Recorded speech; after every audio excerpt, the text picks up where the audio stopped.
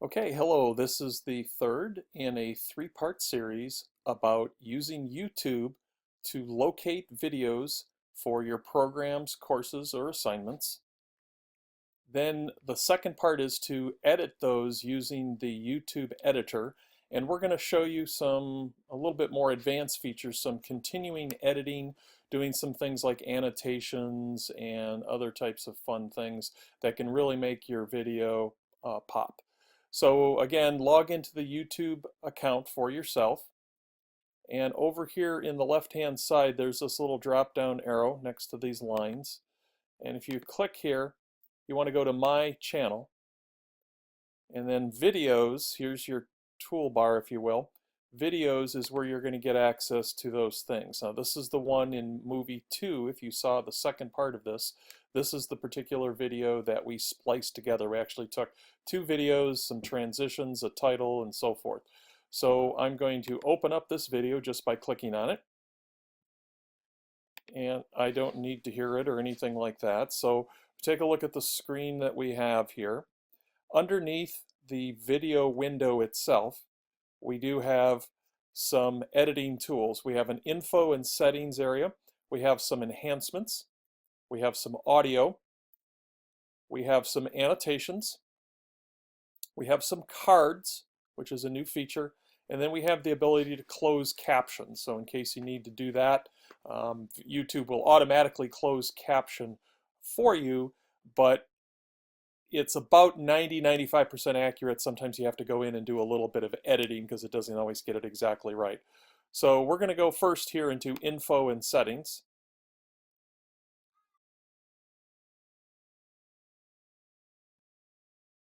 And so one of the things that I want to show first is this particular area here.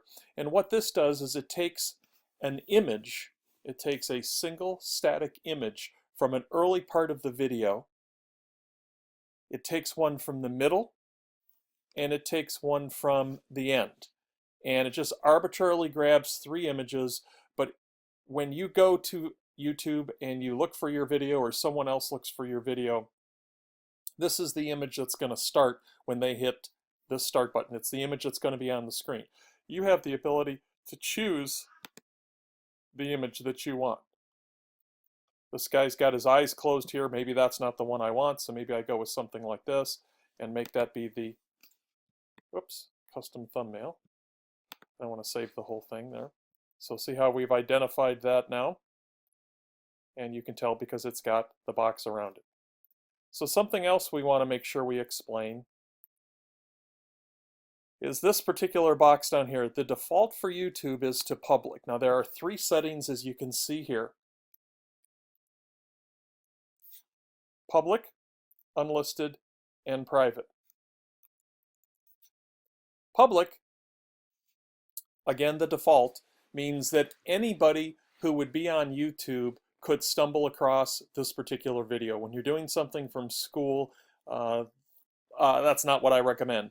The other choices are unlisted. This is the one that I recommend. And what unlisted does is it allows you to have this available by a link or an embed code, and only the people that you share that with have access to it. So if it's something that you include in Blackboard, or you send somebody a link, or you put it into a website or a blog, then only those people that you give access to those items will have that. So fellow classmates or the instructor in a particular class, if that's where you put it, that's where they're going to have that.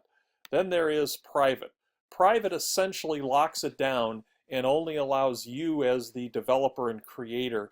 You're the only one that really has access to this. Now, there's a lot of work that you have to do on your end, but it is possible to save it and share it. I think it's up to about 10 or 15 people, but you have to individually put in everybody's email address and say that you're going to share it. It's a lot of hassle. So I think that private, I always think of that as just private. It's really just for me. I don't want, maybe I'm working on it, not quite done with it yet, but I don't want it released to anybody else. So unlisted is primarily where we're going to go with this.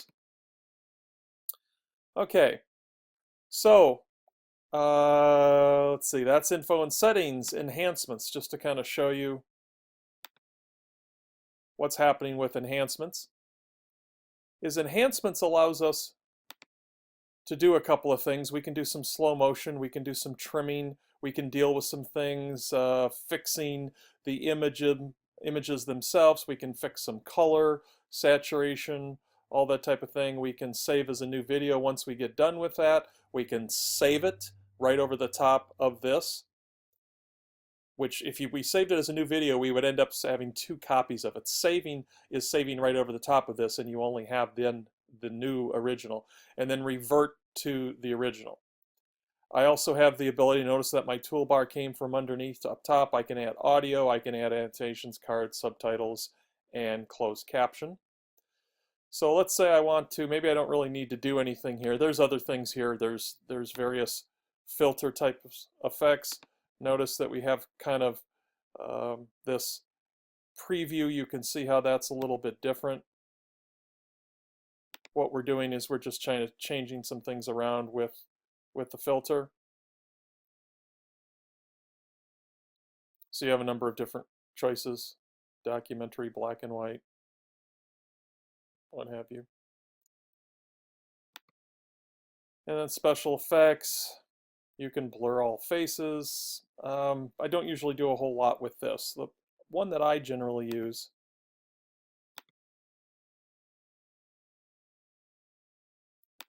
might be these annotations. So let's look at the types of annotations we can have. We can have a speech bubble, we can have a note, we can have a title, spotlight, or we can have a label. So a speech bubble gives us this text here. We have the ability to change size and color the background. We can also set the start and end time for how long this thing is going to last. Currently right now it's set to start at 2.3 seconds and end at 15.2 seconds into the video. Again, we can adjust that.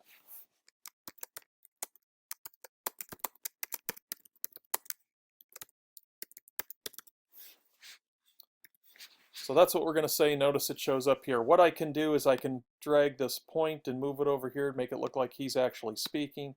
I can move this whole thing over to this side, grab this point and move it back.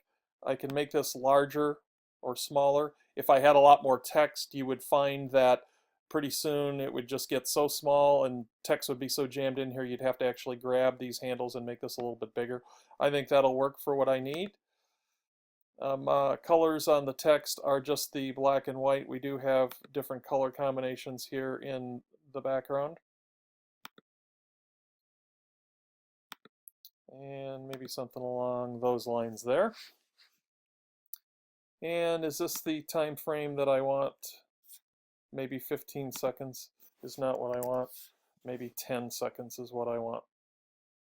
And notice how we have this particular item that's popped down here on our timeline. I can actually take and I can move this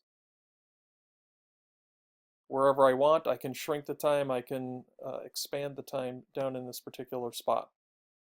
And if I want to play this to see what this looks like, notice that it pops in, and when it gets to the end of this box down here, notice it's going to disappear.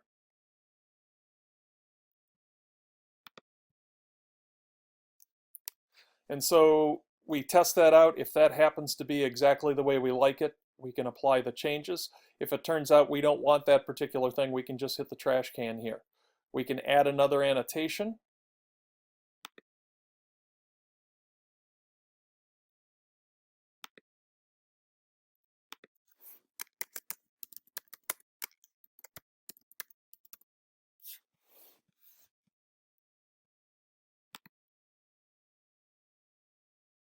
And we had it a little too large, as you saw there, it just kind of disappeared.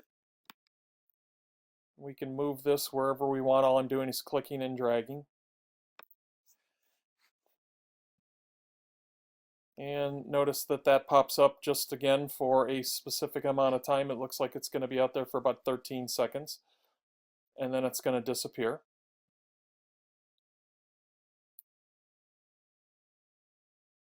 Let's advance a little bit further here in our timeline. And let's add another annotation.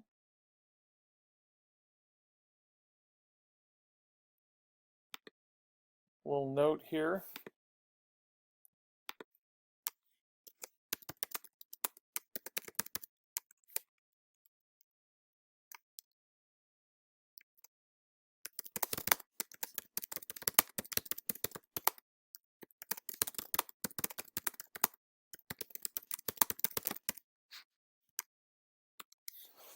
So we have a question.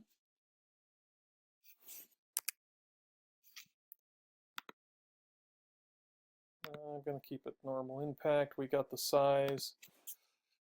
Going to have to kind of take this, let's see, maybe I'll put it over here.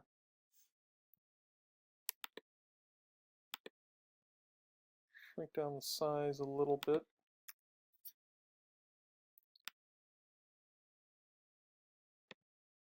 I think maybe I'll put that space in there. It looks a little bit better. So if you wanted to use this like for class where you wanted to actually have students watch a video and then pause here at this particular point, where you could then pause the playback of the video if you were showing this in class, or at least get them to think about it for a few seconds. Here we have about 13 seconds in here again. You could actually have the note and just tell them pause here and have this, maybe that's sitting there for 3, 4, 5 seconds, and then you have another note pop up that has to do with the particular question that you're going to ask. Again, let's move this back a little bit so we can see what this is like now.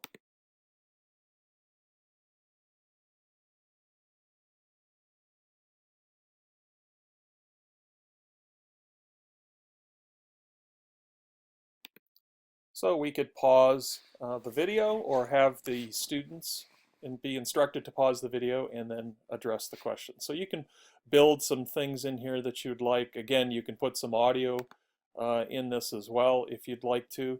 There's all kinds of music pieces, music tracks, different kinds. There's 150,000 plus total tracks. These are the top tracks that have been used by people using this in YouTube. But you don't have to have music in. Again, if you have some speaking, you might not want to do that. Or if you're going to put it in, make sure that you adjust the volume on the very low end so that it's more of background noise.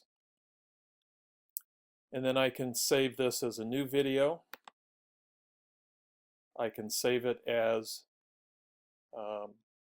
the original video, or I can revert back to old. So it's processing this particular video, so it's investing in stock, and it's a new copy here because here's the original one right here.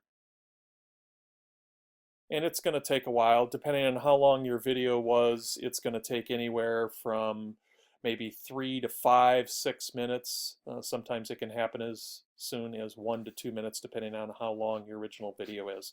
But then it'll show up in your video manager and your particular channel, video manager, videos. That's how you get to your stuff. And then anytime you would like to open any of these particular videos or do anything with them, right, you have the ability to get to those editing tools. Again, there's our annotations, audio, subtitles, so forth. You can actually delete it here too if it turns out to be something that you don't need anymore. I don't think I have any of those present at the time.